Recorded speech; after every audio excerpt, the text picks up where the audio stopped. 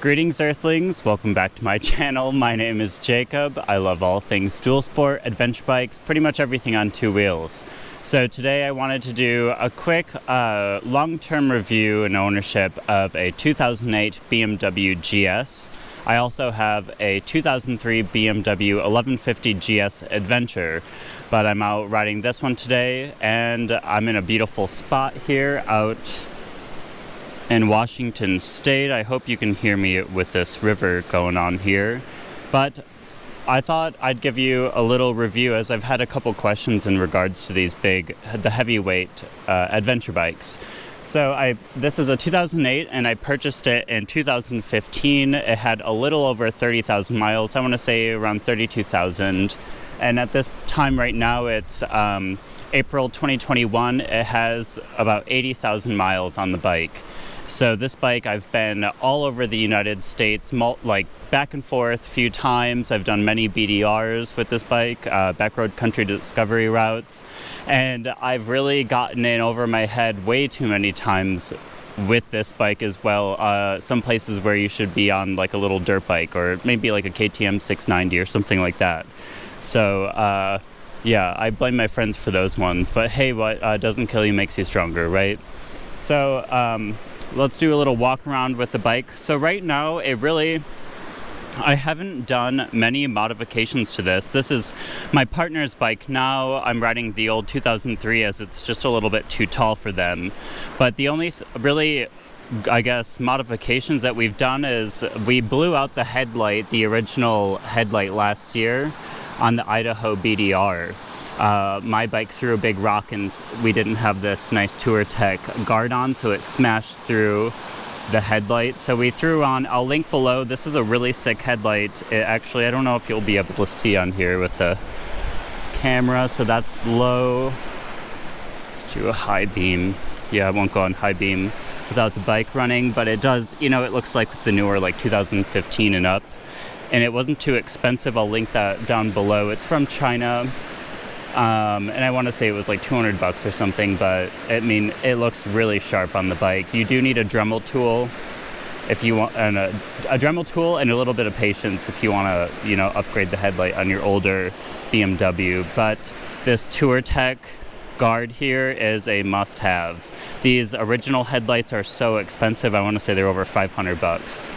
And on that note of TourTech really makes the best stuff for these BMWs, these big heavyweights. So we have that TourTech guard there. We also have a nice new shield down here, engine guard by TourTech, which is excellent. You're really paying a premium for the TourTech stuff, but it is excellent.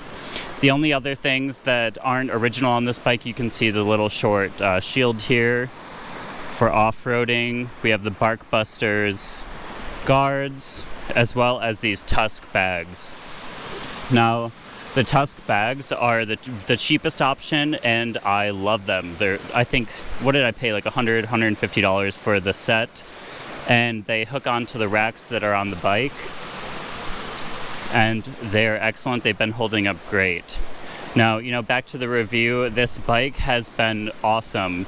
We've really only done all of the, normal type of maintenance that you would do. Oil changes, changing out the final drive fluid, all of those things. The only issue that I've had with this bike, and it was a major issue, is the final drive shaft failing.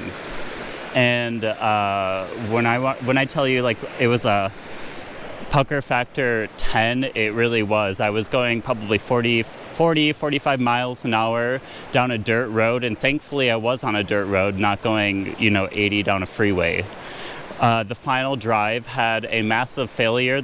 I want to say the spider gears or whatever, I'm not a mechanic, they kind of exploded in the drive shaft, and normally what happens is it will spin free and your back tire won't lock up and you're fine. You can just go off to the side of the road. Well, in my case, this massive failure, it blew up in this drive shaft here in this big casing, and it locked up the rear wheel completely. So I went from going 45 miles an hour to 0 miles an hour very fast. And like I said, luckily I was on a gravel road and I was able to control the bike and I came to a stop without crashing.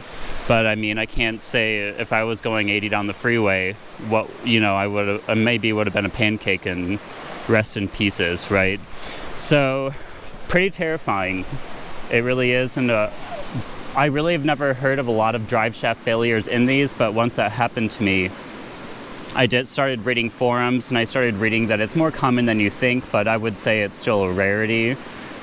It's just one of those things that's like riding on your motorcycle and you're like, what if my front tire just fell off right now? You know, those scary thoughts that just pop through your brain. So, you know, it is kind of what it is. You don't have a chain that you're adjusting all the time or, you know, any of that type of thing. But that drive shaft, that was expensive. So I did have it go to the dealer. At that time I was living in Traverse City, Michigan, and the closest dealer was down in Grand Rapids, Michigan. An awesome BMW dealership down there. So I had the bike sent there. They did the diagnostics and everything.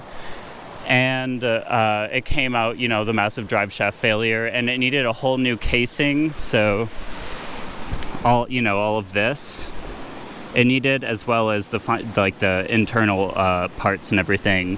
And it was going to be with, you know, the OEM from the dealer. A brand new one of these was just ridiculously expensive with the internal parts.